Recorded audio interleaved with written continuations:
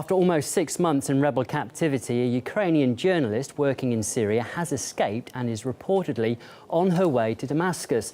The captors were threatening to kill her unless they got a $50 million ransom. Well, RT's Irina Galushko joins us now with the details. Irina, it sounds like an horrendous ordeal. What do we know so far about the journalist concerned?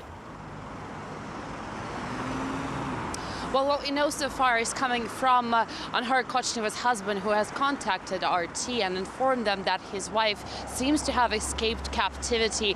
It seems that she has made a post on her live journal blog saying that she is back and more details are to follow. But at the moment, her phone seems to be turned off, so there is no any way to verify that information. That's all we know. It does seem like she has managed to get out of the grips of the Free Syrian Army rebels, who have been holding her hostage since October of last year and demanding that ostentatious ransom of $50 million from the Ukrainian government. Anhar Kochneva is a journalist, Russian-Ukrainian journalist, who has been living and working in Syria for quite some time.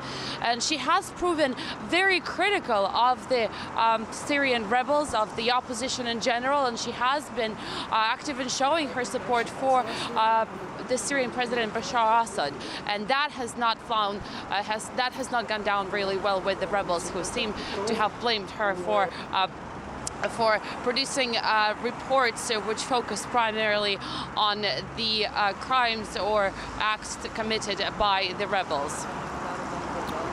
Well, we do know that one of the Syrian opposition leaders is in Moscow at the moment. Has there been any response at all, any statements?